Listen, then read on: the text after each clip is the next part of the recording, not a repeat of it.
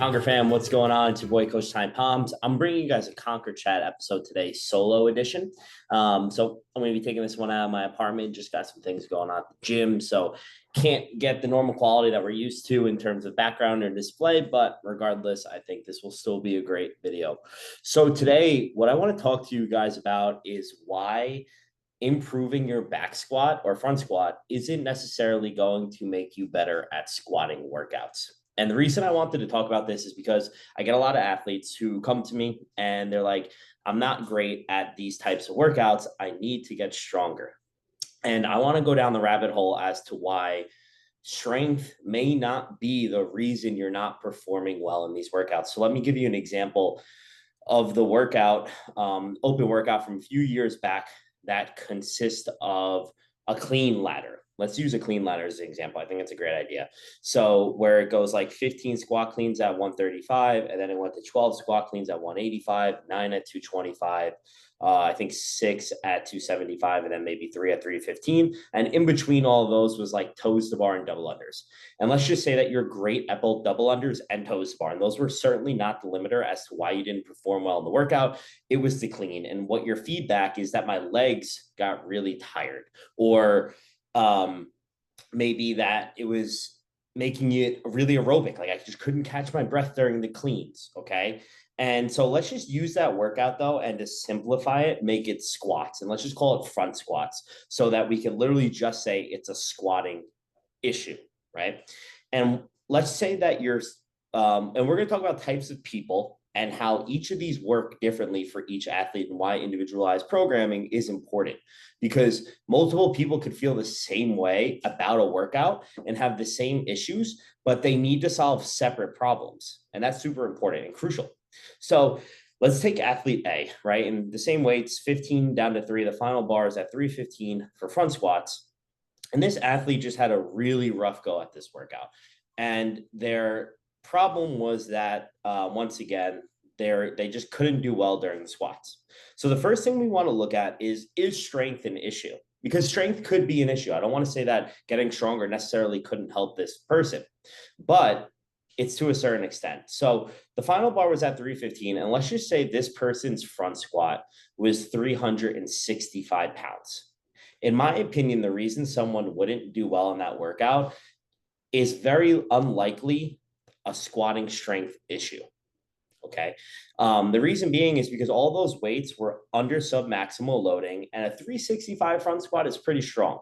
If he got all the way, or he or she got all the way up to the final bar, and that's where they started to struggle, then we could probably say it's a strength issue. But if that's not the case, then there's probably some other issue as to what's being caused. So I'm going to bring you guys through how I assess an athlete and whether I have to determine if it's a strength issue or something else. And where this information comes from is a few areas. Number one, my experience watching athletes for the past 7 years as a full-time CrossFit coach. I've coached over 6,000 classes that consist of general pop people. And I've also done personal training hours that I don't include in that, as well as watching elite individuals on a weekly basis and coaching them.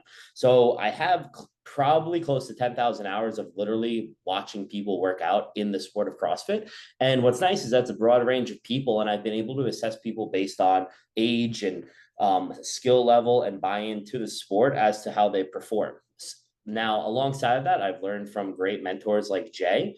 And then the third thing is this also comes from a guy named Evan Pycon, who is very, very, very smart. He used to coach CrossFit, doesn't so much anymore. He's moving on to things that are just a little crazier and really amazing stuff. So if you want to look him up, you can find out a lot of great information from him as well. And I don't want to just like steal someone's work and say it's mine, because it's not.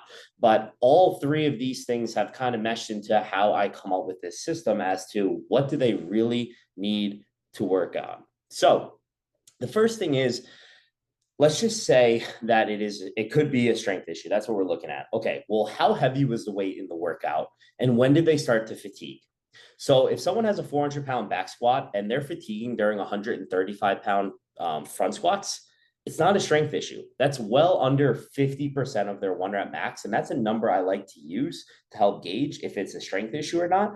If they're having issues with things that are well under 50% of their 1 rep max, it's very likely not a strength issue.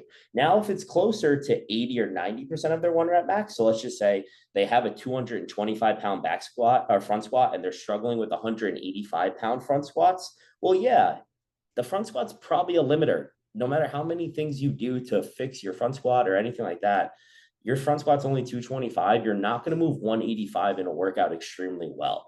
So of course, strength can be an issue, and that's when it is. When you're moving very close to your one rep max, and that's the only time you're having trouble with that movement, then yeah, we probably need to improve your one rep max squat. Okay. And this can be used for any movement, deadlift, strict press. I'm just giving you guys an example. Now, let's just say it's under 50% of their one rep max and they're having an issue. Where do I go to next? The next thing I'm thinking about is, can they perform this movement in isolation without any issues? So let's just say that I want them to do 15 reps in a row at 135 and they're struggling hard to get those 15 reps done. And once again, it may not be like my legs are blowing up, like they're just so fatigued. By the end of the 15, it felt like a max set, and it shouldn't, right? Well, okay, why was that? Okay. And if they're having this issue, what I'm going to look at is, what does their movement pattern look like? Right? Is it that when they go into the bottom of the squat, in the front squat, their elbows cave down, their upper back rounds, they can't get their knee to travel really far over their toe, right? This is a restricted movement problem. This is a mobility issue. And why that is important is because think of a person who can squat perfectly up and down, right? You just look at them and you're like, wow, that's beautiful. The amount of energy it costs them to go up and down that squat is extremely minimal, versus someone who is extremely restricted and it's extremely challenging to go down and up. That's going to in itself cause fatigue to the overall body. And so when you have to do that over and over again throughout a CrossFit workout, that's going to cause so much more fatigue than the person next to them, simply because of the way they move. So if that's their issue, I'm looking at, okay, well, no matter how many squat workouts I do or how strong I get them, they're always going to be restricted based on their movement, and that's going to cause fatigue. So what I need to do is figure out what I have to do to get these people to actually move better. For some people, it could be improving their lat mobility so they can have a better front rack. It could be their thoracic spine mobility. It could be their ankle, hip, whatever it might be. I have to dissect that and then start solving that problem. And what you'll see, by not improving their one rep max, not by doing more squats, you improve that mobility. All of a sudden, you put them back into that same workout and they're drastically going to improve. It's really amazing. So that's what you have to look at. Now, the next thing, that if they have like leg fatigue or back fatigue, right? That's where we would go. Okay. Now, if they're just having a hard time breathing, but like they don't have a pump in their low back, their positions look really good. They're able to do it, but they just drop the bar and they're like, oh, holy, right? Okay. Well, what are your breathing mechanics looking like, right? Are you holding your breath throughout the entire 15 squats? Are you holding your breath for 3 reps in a row? Like, where are you breathing throughout the movements? And that's going to depend upon the load and the style of workout. And so it does take a lot of practice, but you have to teach your athletes where to breathe and when to breathe so that they can maintain their heart rate, so that they can stay in good positions and maintain quality of movement. If there's someone who's just like breathing randomly throughout the squats, that's not going to give us a successful athlete. So that's something to work on in itself. And once again, you can teach your athlete how to breathe during a movement. I've done this so many times. And all of a sudden, that workout becomes drastically better because they were just able to focus on their breath and maintain good heart rate and continually move. Okay. Now, last thing is, let's just say that mobility isn't an issue and breathing isn't an issue. We then have to look at the movement pattern itself. Okay. So now let's just say that the movement pattern isn't bad because of mobility. They just don't know how to move properly. And so for example, an athlete might lead their squat with their knees traveling super far forwards and never slightly pushing their butt back, which always leads them to be on their toes, right? If you're one of my athletes, you might know that I'm talking about you right now, right? They, in the bottom of their squat, every single time, their heel comes up off the floor. Now they're not able to express as much power through the foot and all the way up the leg and everything else because they're only on their toes. That in itself makes the movement harder. So all of a sudden we're like, hey, push your butt back a little to initiate the squat. They go down, their heels stay on the floor, they stand up, they're like, that was so much easier. It's like, yeah, that's all we needed to do. So once again, think of all these things that I just talked to you and how simple they sound and how easy they are.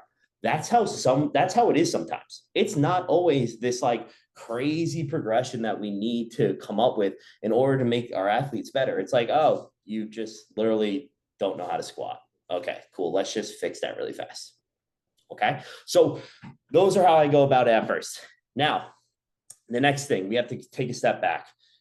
We have the athlete do the squats in isolation that is well under their 1 rep max, and they can do it and they feel fine. Okay. Well, what could be the issue? Well, let's look at them as an athlete from their cardiovascular system, right?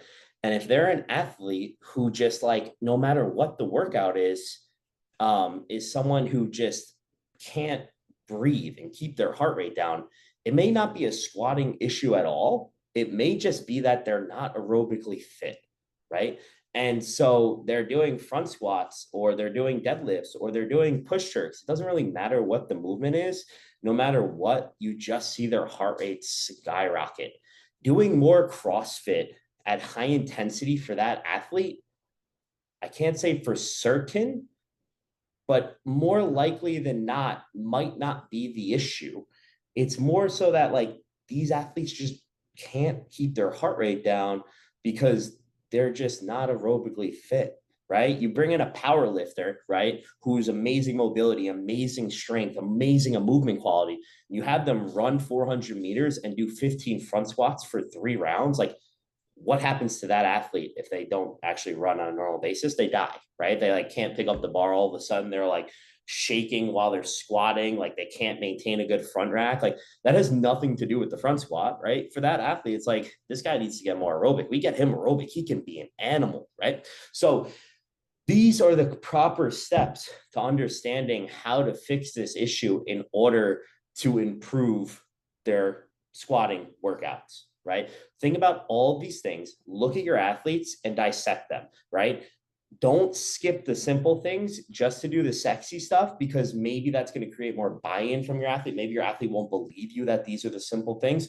Do what is actually best for your athlete and talk to them and explain to them why these steps and methods will work to improve their fitness. All right. So once again, guys, this is how I assess my athletes, look at them, and then try to improve them. If this is helpful, please let us know. We look to make more videos like this on a weekly basis. Hope you guys enjoy. Talk to you soon.